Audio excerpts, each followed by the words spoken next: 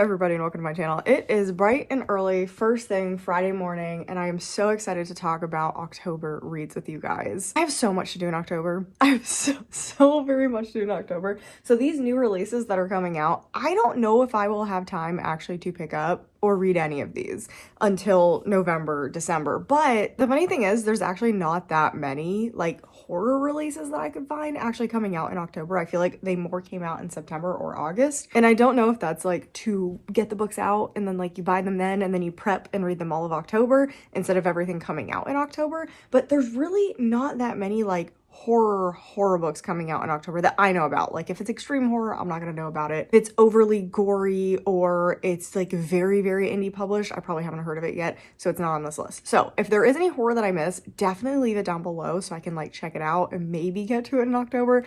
But as of right now, anything you see on this list definitely will not be read in October. And I'm really sad about that because I just got my copy of Taurus season. I'm so excited to read this. I'm so excited. It showed up yesterday and I am so excited, but I don't have time to read this right now. I'm reading so many other things for October content, but look at this. It's so good. I have to say though, my favorite thing, this makes me desperate to read it. This makes me so excited to read it. So I'm pretty excited about this. I probably won't get to it until November, which is really sad, but I have so much other content coming out in October because I wanted to tell you guys about it really quick before we get into the October new releases. So very quickly, I have changed around stuff because originally I was going to do a House of Leaves vlog, but I have so many other things I did not give myself enough time to actually do it. So that may be a next Halloween thing where I work on that all next year and then release that in October. Because I definitely did not give myself enough time to do a whiteboard video about House of Leaves. And anything I tell you in this video, it is subject to change, okay? It is very much subject to change.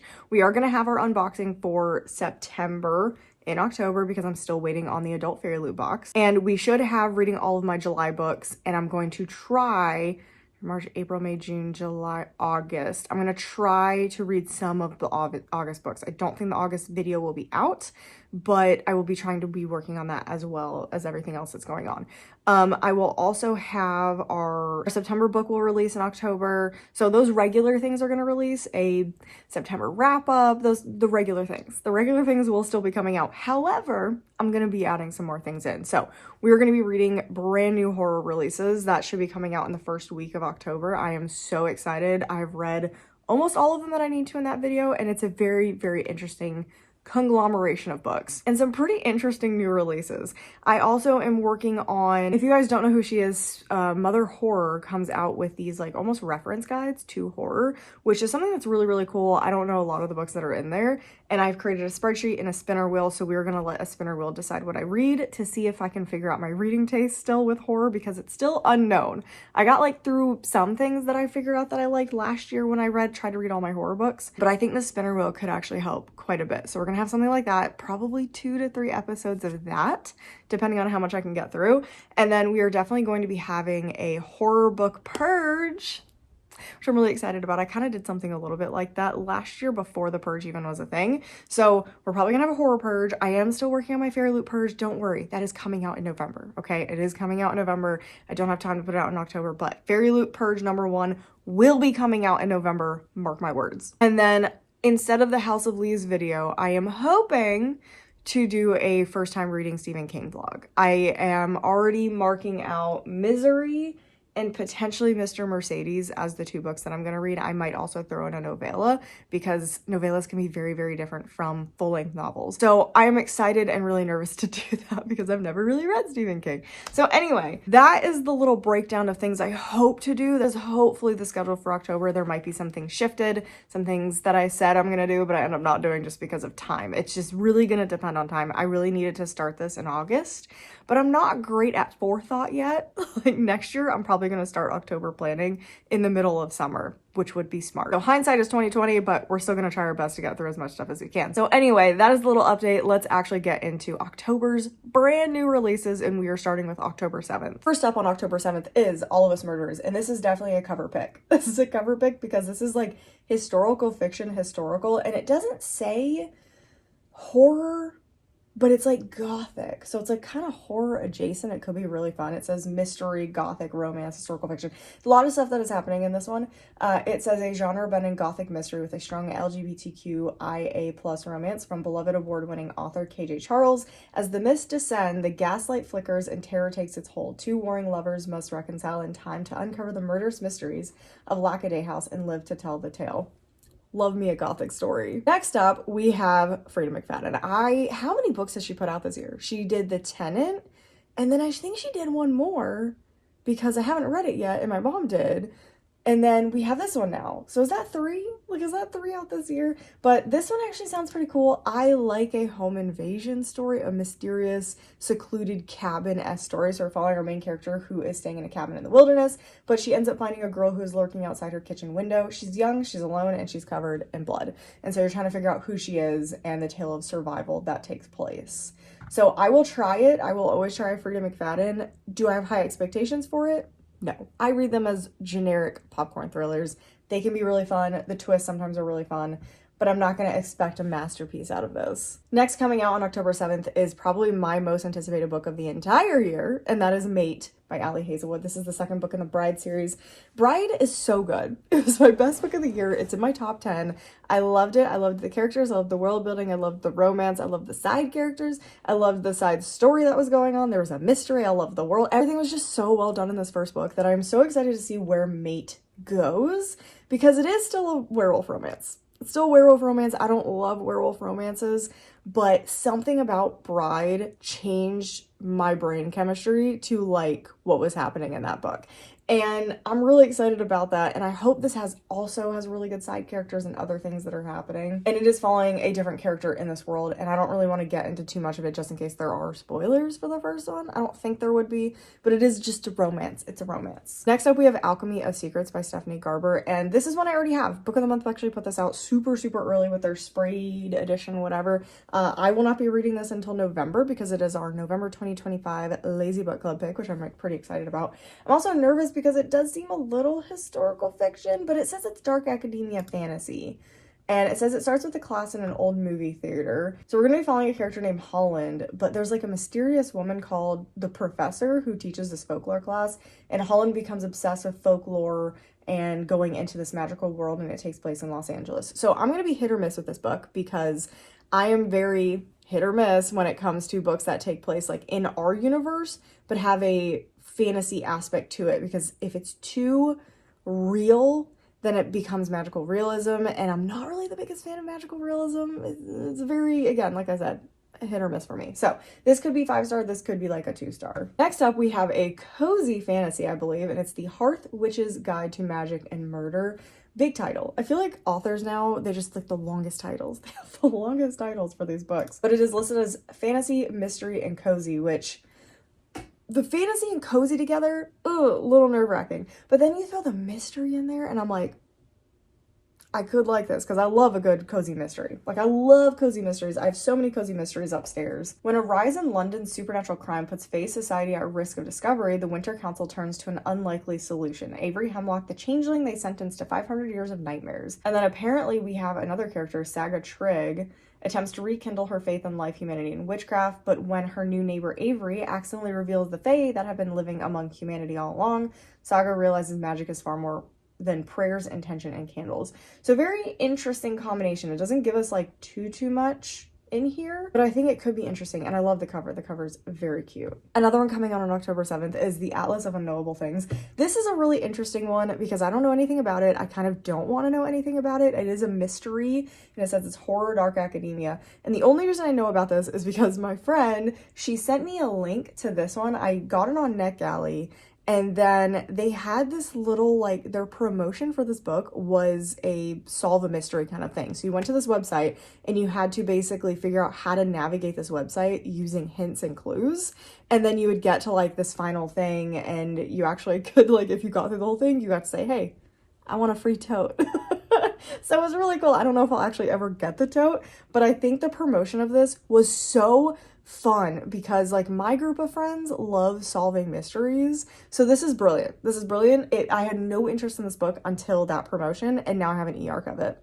which I plan to read hopefully soon. So it's so smart. It's such a smart promotion. Next up, we have The Hitchhikers, and this is kind of one that I'm crossing my fingers will either be like a book of the month or it'll be a aardvark pick. It seems like one of those picks. Like, it just seems like book box fodder. Like, it just does. And so this one, I think I do have a ALC copy of it. I think I gotta check on that, but I do think I have an audio arc of this. And this one is a thriller mystery, and it's taking place in 1976 during the summer. So not exactly something I want to read right now. I think this probably would have been better to come out earlier in the year instead of in October, but that's fine. And our main characters, Alice and Tom, set out to the remote Canadian highway in their new RV, hoping to heal their broken hearts after a devastating tragedy. So this one sounds interesting. The devastating tragedy part, I'm like, ugh, I wonder how emotional this is going to get. However, meet two young hitchhikers and yeah, something starts happening. Something starts happening. I don't want to know exactly what it is because I think that's like it would be a good thing not to know about because it's like, ooh, what's going to happen with these hitchhikers? Like, are they going to do something crazy? So that's all I want to know about this one. Just hitchhikers. And I feel like it's going to make everybody even more scared of picking up hitchhikers. This one, again, the cover is so cool. This is called Vampires at Sea. It's got a very low rating. It's got a very, very low rating. So I'm kind of nervous about it, but I will still try this one because it sounds really cool. But it's horror and vampires. The problem is it says a smutty, super queer horror comedy. So I don't know about a lot of that. Most of it's the smutty part. The smutty part is the part I don't know about it. This sounds pretty good. The smutty part, not so much. So I don't know. This is just, it seems like a lot of genre blends that potentially might not work, but it is a novella. I didn't know that. I thought it was a full-length book. And this says, against the backdrop of ongoing war, our pair, Rebecca and Hugh, are a pair of chic, emotional vampires from San Francisco, and they go on the Black Sea cruise, eager to relax, join an orgy, and feast upon their fellow passengers' desires and sorrows. So, this could be great. This could be absolutely awful. So, we're gonna see what happens with this one. Oh, another cover. The cover is so good. I did try to get an e-arc of this one. I did not, sadly. But this is a young adult horror. I'm a huge fan of young adult horror. I feel like we all know this at this point. And it says it's perfect for fans of Don't Let the Forest In and Belladonna, which is a very interesting combination because Belladonna is not horror, but it has gothic vibes. So I'm thinking this could be a really interesting gothic Victorian young adult horror book. A young Victorian woman unwittingly unleashes a monster into being in this gothic tale of medical mystery and sinister suspense. So yeah, that's kind of all that I need to know. Like, the cover and that little blurb is like, yes, that sounds fantastic. Next up for October 7th, this book is so pretty. I feel like the prettiest books are coming out this month, and I need to stop picking books based on how pretty they are, which actually is going to be the next in my influencer series. The next influencer video is going to be books just based off their looks that I have bought. She's always known the rules, never resurrect anything larger than the palm of her hand, but that was before her sister died. A chilling, compulsive exploration of sisterhood, loss, and revenge. This is a young adult horror, which I'm surprised about. It looks very fantasy, and I don't know if we've ever had young adult horror that's gotten like the full sprayed edge effect, which I think is really cool. So this is one that I definitely want to read. I am nervous about the exploration of sisterhood. It's normally I'm not the biggest fan of sister stories, and then loss and revenge. So yeah, I think it's gonna be creepy. I think it's gonna be really creepy. It looks beautiful. The next is the new Tiffany D. Jackson, The Scammer. I'm not the most excited about this one because of what it is about. I think I could still like it. I still have not read a Tiffany D. Jackson before. I am trying to change that this October, but we'll see. Like, I'm trying to read Blood in the Water right now, but there's other books that I want to read by her. So this one I'm not the most interested in because it's following a freshman girl whose college life is turned upside down when her roommate's ex-convict brother moves into the dorm and starts controlling their every move. It's not like entirely my vibe, but it is like, it's a young adult thriller. I like young adult thrillers, but I don't know about that. So I'm on the fence about that. I do love this cover though. Next up is October 14th, and the first one is The Gallery Assistant. I think this sounds so good. I think this is gonna be a really, really good thriller mystery. Again, this is one that I have my eyes on potentially being a book of the month or an aardvark choice.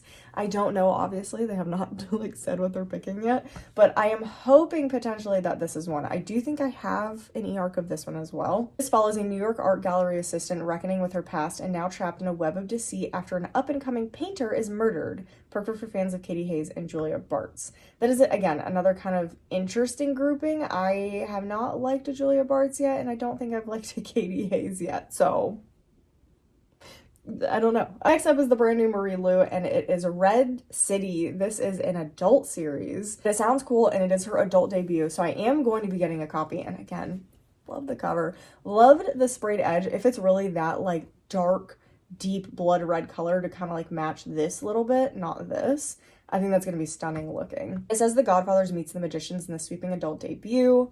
Perfect for fans of V.E. Schwab, Red City is a dark and deadly contemporary fantasy of magical warfare, star-crossed ambition, and the pursuit of perfection at any cost, set in a glittering alternate Los Angeles. So again, similar situation of The Alchemist, what are they called? I literally have it right here. Alchemy of Secrets by Stephanie Garber. Similar situation where you're taking place in our real world, so I don't know how I'm going to like it, but there is definitely a chance that I'm going to love it. Next up on October 14th, we have The Haunting of Payne's Hollow. This is one of our horror books, and this is a supernatural horror about a haunted lakeside property and twisted family secrets. So, you know, I love a family secret. I love a family secret in a horror book, because normally it's like, sometimes it's like the dumbest thing, but other times it's like, oh, this family's crazy. So I kind of hope it's like that situation where it's like a crazy family secret. Our main character is faced with the realities of her childhood, secrets kept hidden in the shadows of her memory. When her aunt goes missing a couple days into their stay, Sam begins questioning everything. Plagued by nightmares and paranoia, she begins hearing sounds in the forest and seeing shapes crawling from the water as the rippling waves of the lake promise something unspeakably dark lurking just below the surface. So interesting, it's not just the house, it's like the property in general that's haunted. That's interesting. I don't know if I've read a book where like the entire property is haunted. Next up is a book that I literally already own. It's literally sitting up there. You can't see it. It's just out of frame. Local Heavens. This sounds so cool. It sounds so cool. This was an early release by Aardvark, and it's beautiful. Actually, I literally can just show you guys. It's so pretty. Like, it's so pretty. Oh my god, it's so pretty. And they did like an ombre effect on it.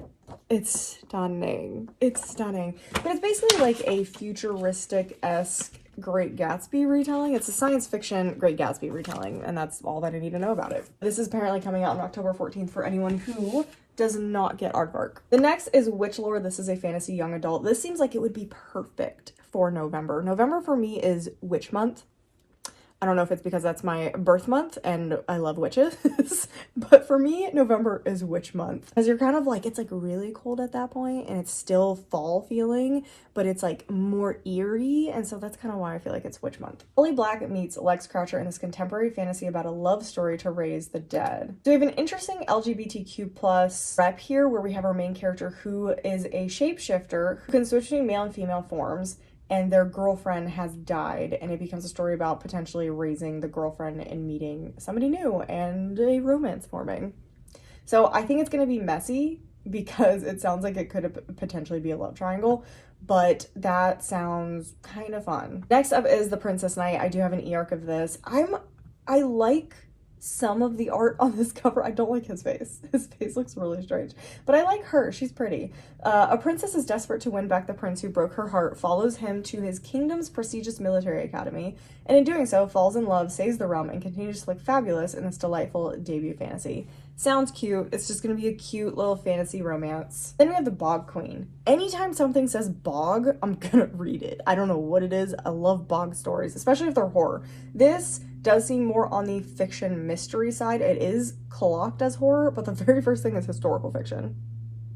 So that has me questioning things. Story of an anthropologist's monumental discovery and the clash of civilizations it sets us over the fate of the land that holds us. And yeah, basically a bog body is found in northwest England, and our main character is trying to figure out like what happened to the body, what happened to the person, and other things happening. So I love the bog part of this, but there's a lot that I am nervous about. So if any of you guys end up reading this, Let me know what you think and if it's way too historical fiction for me. Next up is October 21st, and we have The Widow by John Grisham. I've actually never read a John Grisham. It is something I probably should read because I love mystery crime fiction, so I don't know why I haven't yet. But this is he's back with his first ever whodunit, even more suspenseful than his courtroom dramas, as a small-time lawyer accused of murder races to find the real killer to clear his name. Sounds like something I'd watch on the TV. So I might give it a shot. Next, we have The Devil She Knows. I do have an e-arc, I believe, of this, or I was trying to get an e-arc of this. I don't remember if I have it or I was trying to get one. A down on her luck woman makes a deal with a crafty demon to win back her ex-girlfriend after a proposal gone awry, only to discover the girl of her dreams might be the devil she knows, from nationally bestselling author Alexandra Belfleur.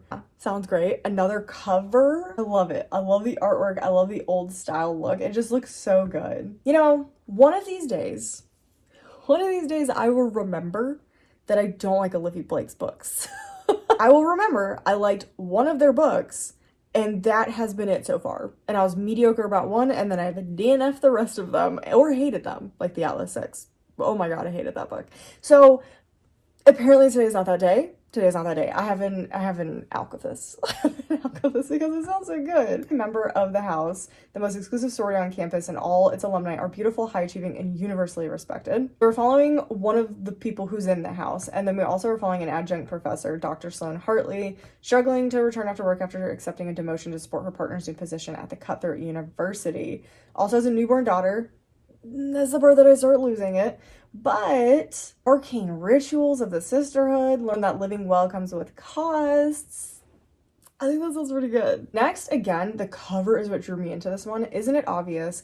This looks so cute. And again, we have a podcast situation. After a meat disaster, a podcaster and her producer fall in love over email without realizing they know and hate each other in the real life. I mean, very You've Got Mail coded. Very, very You've Got Mail coded, which I will read anything that's like You've Got Mail. And this is beautiful artwork. And then one of my other most anticipated releases of the year is Good Spirits by B.K. Borson. I really need to read B.K. Borson's backlist, but I'm scared that I'm not gonna like their earlier books compared to what I'm reading now. Because First Time Caller is still my favorite book of the year, which is crazy that it has still stayed my favorite book of the year. And I think I read it back in February or March. And it's still my favorite book and I still love it. So I am nervous reading another B.K. Borson, but I am getting the Owlcrate special edition of this. I love the reverse dust jacket. It's so pretty. So that is the copy that I'm getting. I would love to have gotten the Afterlight edition, but they're shipping it from the UK and it is wildly expensive. Like, I literally can't. It is too expensive. I don't know why they're not shipping it from the US. So anyway, it's like a magical December read Christmas story. I will be reading it in December. That's all I need to know. And it says what? Everyone falling in love with the ghost of Christmas past. Next up, we have another highly anticipated release, which originally I think was supposed to come out in September, but they did push it back, I believe, a month. And this is The Things Gods Break. I can't talk to you really about this because it is the second in the Crucible series. And the first one was The Games Gods Play, which was super fun. It's a take on a Hades story because it's not Hades Persephone.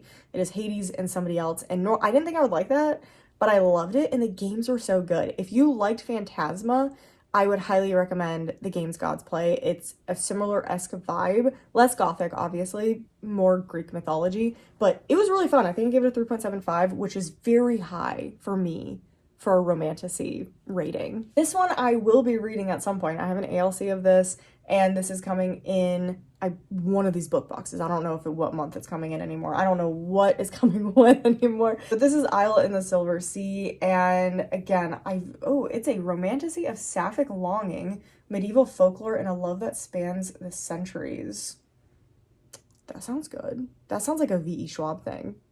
But it's not V.E. Schwab. That sounds pretty good. This is one that my friend Amy sent me because she is my resident horror expert. Even though we don't agree on like any books, she will send me some horror stuff.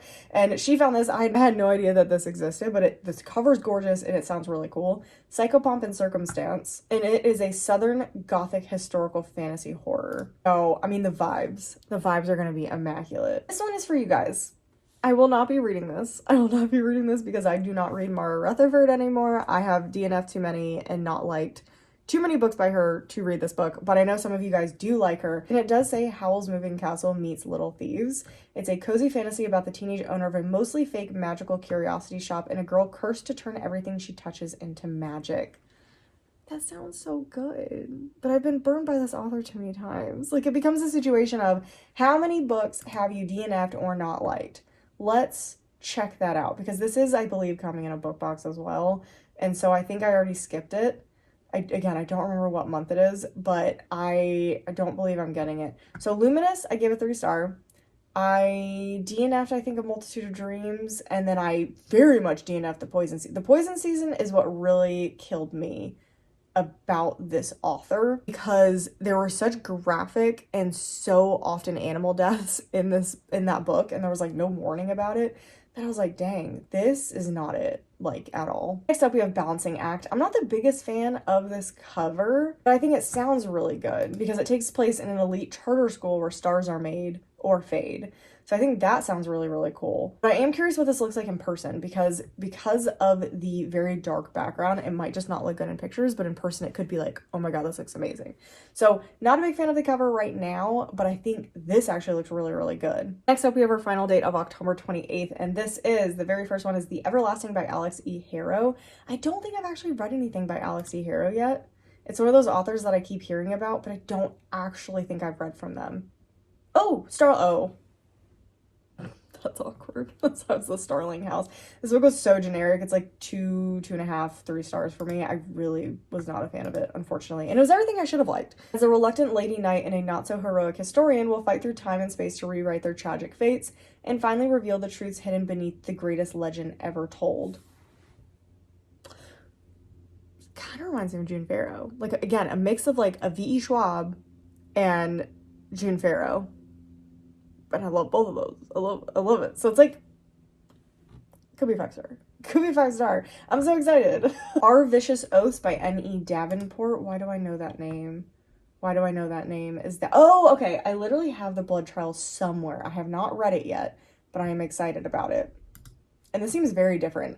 Enter a new world of romantic fantasy from award-winning author N.E. Davenport, a journey of powerful magic, enemies to lovers, and political intrigue. As a warrior princess and a vengeful king from rival fate courts form a fierce alliance to take down a merciless despot. That is very different from the Blood Trials, but we're gonna try it. I really like this cover too. Ooh, we have found another young adult horror. Final Cut by Olivia Worley.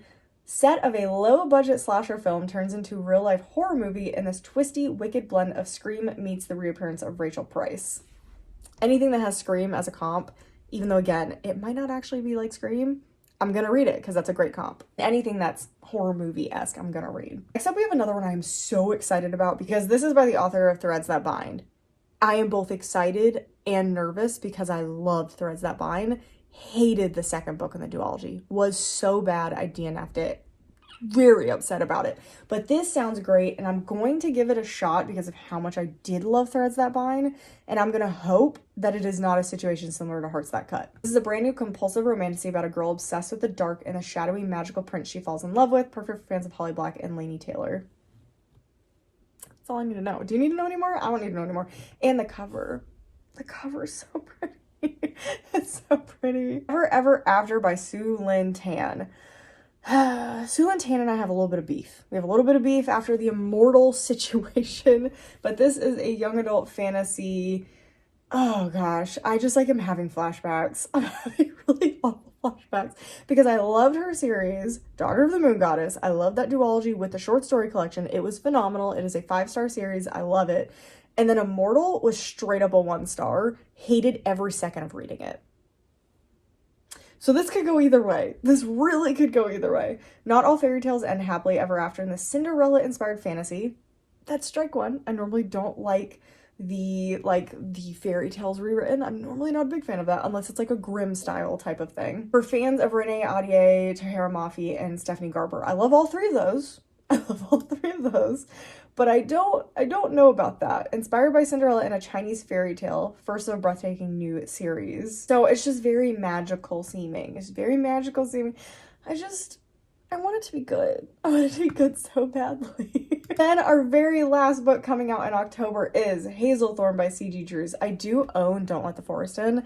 I just have not worked up the courage to read it yet because it is going to be an emotional gut punch to me because of the depression aspects of it. So I'm just like not ready to read it, but this sounds so good as well. And I think C.G. Drews is potentially going to be a favorite author of all time if I actually work up the nerve to read them. This is a beautiful tale of murder and botanical body horror. Sounds so good. So good. And it is young adult, so that's why I like young adult, because when I see body horror in adult books, I'm like, I don't know about that. When I see body horror in young adult, I'm like, okay, I can do this. I can probably do this. So I think this sounds great. And of course, I love a botanical story. Anything folky, botanical, woodsy is generally my vibe for horror. I am very excited about it. But that is everything that I have for you guys in October. If you guys found some interesting things, definitely let me know down below if I missed anything. I always probably miss one or two. It is hard to compile everything that everybody has ever seen that is coming out in this month. So I would love to know, because if I don't have it on there, it is not on my radar. So I need to know if I missed something. And if you don't have anything else to say, but you want to let me know that you were here, let's do a flower as the emoji, because there is a flower on this cover of Hazelthorn. So let us do a flower, or any type of plant. Any type of plant would work as well. Yeah, I hope you guys enjoyed the video. Make sure you like the video if you enjoyed it. Make sure you subscribe so you miss any future content. I do this video every single month. And yeah, I'll see you guys in the next one.